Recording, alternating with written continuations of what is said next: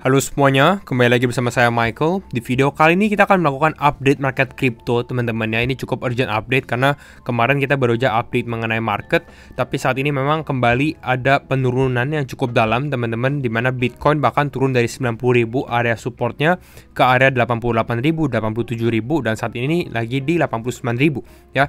Jadi pastinya kita akan coba jawab teman-teman, apakah target bottom ini sudah cukup dan Bitcoin akan mulai mengalami kenaikan, begitu pula juga market crypto, atau ada potensi penurunan lebih lanjut juga. Ya, saya akan share beberapa outlook yang sudah saya buatkan juga teman-teman nanti di video, tapi kita akan bahas lebih dalam dulu mengenai penurunan ini atau dump ini teman-teman ya. Jadi kalau misalnya kalian suka update seperti ini, jangan lupa tuh share videonya teman-teman, like ataupun subscribe, dan ya kita langsung masuk dulu ke dalam intronya terlebih dahulu ya.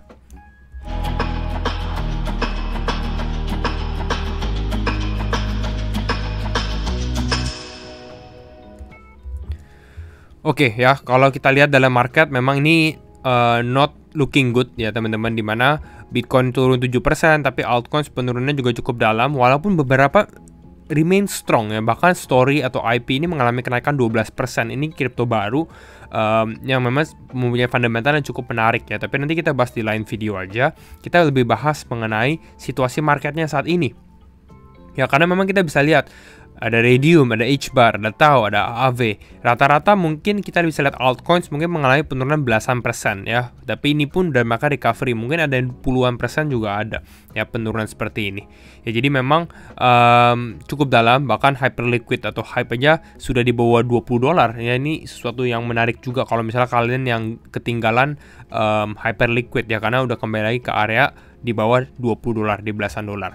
Nah, beberapa level teman-teman yang kita sebelum level kita bahas dulu mengenai Fear and Greed Index dulu, yaitu adalah saat ini market lagi di extreme fear di area 25. Mungkin untuk sebagian orang ya, saya pribadi juga menunggu di area di mana market mulai fearful, dan saya rasa di sini market rata-rata orang udah ketakutan juga ya, karena ya mengalami dip dan penurunan terus tapi nggak ada kenaikan. Jadi sebenarnya kalau saya pribadi, saya akan mulai untuk dollar cost averaging di area level ini ya. Tapi kembali lagi semuanya di tangan teman-teman juga, karena situasi masing-masing orang berbeda-beda gitu ya. Karena kita sudah di extreme fear sebenarnya.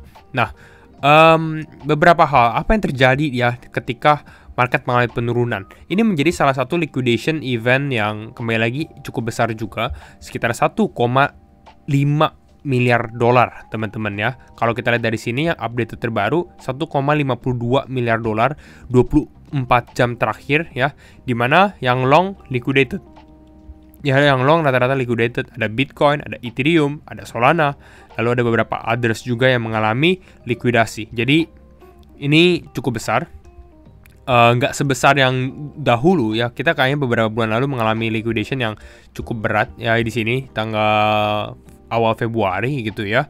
Ini lebih besar, tapi ya tetap ya penurunan seperti ini mungkin teman-teman mentalnya sedikit shake out, dan menurut saya ini totally normal juga. Kalau misalnya kalian yang udah lama di market crypto mungkin kalian udah malah terbiasa, tapi buat yang baru mungkin berasa waduh ini kenapa turun terus dan gak ada kenaikan ya.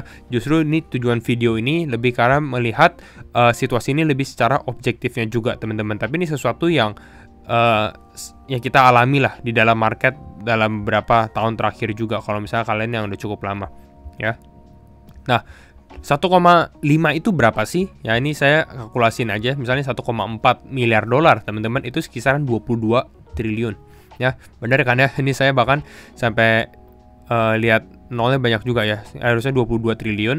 Kalian bisa lihat dari sini, jadi cukup besar lah yang kena liquidated juga ya. Jadi mungkin kalau kalian yang kena liquidated, kalian mungkin take a break dulu, jangan langsung revenge trading gitu ya, karena mungkin psikologi akan kena, emosi akan kena juga, seperti itu ya. Kita coba lihat juga alasannya kenapa market mengalami penurunan tiba-tiba ya. Salah satunya adalah kalian bisa lihat dari sini, jam 3 subuh ya, jam setengah 4 subuh tiba-tiba Presiden Trump bilang tarif 25% untuk Kanada dan Meksiko akan go forward atau akan tetap dilanjutkan karena lebih beneficial untuk Amerika sendiri gitu ya. Jadi ya langsung market drop subuh-subuh. Pada saat kita bangun mungkin teman-teman lihat, wah kenapa Bitcoin udah mengalami drop gitu. Nah nanti kita coba lihat secara teknikal dan secara outlook juga ya. Ada beberapa yang saya mau share dan cukup penting juga, makanya kalian stay tune juga sampai akhir video. Nah, tapi ada beberapa reaksi ya. Seperti biasa, Michael Saylor bilang, oh Bitcoin lagi diskon, lagi on sale gitu ya. Lalu bahkan ada dari anaknya si Donald Trump sendiri, bahkan buy the dips. B-nya itu Bitcoin ya, teman-teman, buy the dips ya. Dan kalau kita lihat secara reaksi market ya, terlihat ini dari CEO dari CryptoQuant sendiri bahwa whales are buying. Di posisi saat ini justru beberapa paus mulai beli. Ada kisaran 26.000 Bitcoin yang masuk ke dalam address whale akumulasi. Jadi whale atau paus-paus yang mempunyai holdings Bitcoin yang besar, mereka menggunakan kesempatan ini untuk buy more Bitcoin. Ya, ini bukan artinya teman-teman, oh berarti saya harus beli ya. Sebenarnya kalau kita lihat dari sini, pada saat market extreme fear, itu mungkin logically kita takut market akan turun lagi gitu ya. Tapi biasanya adalah buy on fear, buy ketika fear, dan jual ketika market udah masuk ke fase greed gitu. Tapi ya saya tahu itu nggak mudah dilakukan karena psikologi dan mental sangat dapat juga gitu. Kita lihat dulu ya. Sekarang kita mungkin masuk lebih ke arah teknikal ya teman-teman. Dari liquidation heat map sendiri, kita bisa lihat kemarin ada flush ya, di mana Bitcoin mengalami penurunan flush dalam. Walaupun di sini technically saya bisa katakan ini nggak terlalu magnet, atau bisa dikatakan liquidation di sini nggak terlalu besar, tapi tetap aja di hit sama market karena seperti ini ya. Secara logically teman-teman, kalau kita lihat secara time frame one day, ini yang saya ada sempat analisa juga di video yang terakhir sebenarnya. Kalian nanti kalau mau ngecek, feel free untuk cek juga. Jadi seperti ini.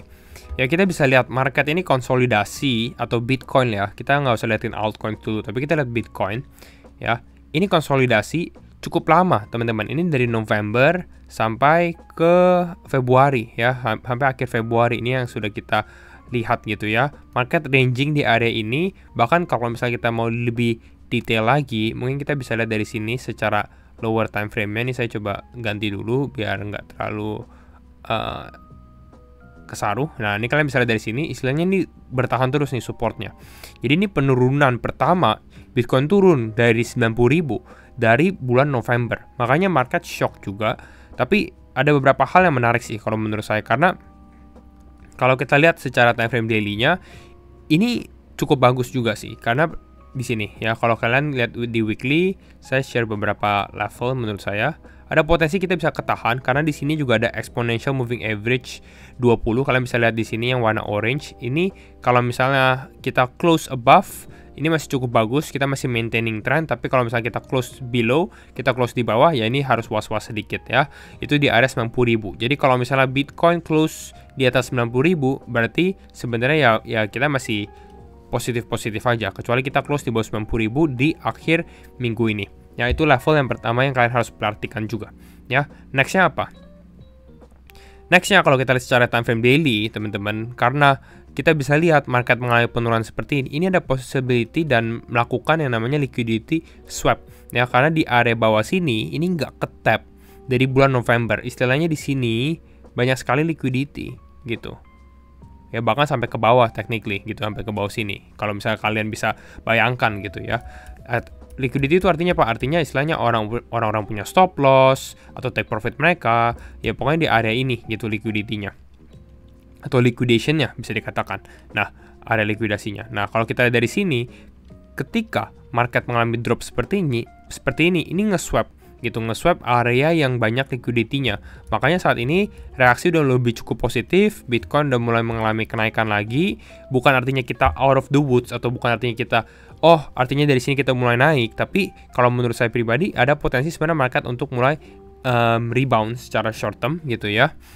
Mungkin possibly testing kembali ke area 92 atau reclaim previous supportnya di area ini gitu. Jadi mulai mengalami kenaikan lagi, mungkin ya sekitar 3-4% untuk Bitcoin pribadi gitu ya. Tapi bukan artinya kita akan langsung up only juga ya, mungkin ke sini gitu ya, karena kita belum lihat sign of strength, belum ada katalis positif juga sebenarnya kalau saya lihat. Jadi itu untuk short term ya gitu ya teman-teman. Tapi kita harus lihat nextnya ya. Nextnya ini yang mungkin agak ditakutkan, tapi ya lebih baik kita kasih tahu dulu worst case skenario-nya ya. Beberapa worst case skenario yang saya lihat gitu ya teman-teman. Pertama kalau kita lihat di time frame weekly ya, let's say di weekly deh gitu ya. Nah, pada saat market naik di bulan Oktober ya, kalau kita lihat di sini Oktober mulai mengalami kenaikan pesat gitu ya. Ini kan kenaikannya pesat sekali, 16%, 11% dalam satu bulan gitu. Hal ini membentuk yang namanya gap gitu atau imbalance. Bisa dikatakan di sini buying pressure itu besar sekali, bahkan orang sell pun dimakan langsung, makanya Bitcoin-nya harganya mengalami kenaikan gitu ya. Nah, biasanya imbalance seperti ini atau bisa dikatakan gap seperti ini bisa dites kembali gitu. Jadi kalau misalnya kita ngomongin worst case scenario, di sini ada gap istilahnya. Ya, kalau menurut saya pribadi mungkin area 80.000 itu atau 79.000 ini akan menjadi level crucial untuk Bitcoin bertahan. Gitu, area gapnya ya. Dan ini juga supporting another charts yang saya mau share juga, yaitu adalah di Bitcoin Futures CME. Dimana kalian bisa lihat juga di sini ada gap, ini benar-benar gap gitu ya, di 80.000. Kenapa bisa ada gap seperti ini dan kenapa grafiknya beda? Karena ini adalah traditional finance, TradFi istilahnya CME, Chicago Mercantile Exchange. Jadi dia cuma open on weekdays doang. Jadi hari biasa dibuka, hari weekend dia tutup. Jadi kalau kayak gini, ini adalah closing pada saat weekday ke weekend gitu ya. Lalu buka lagi hari Seninnya seperti ini.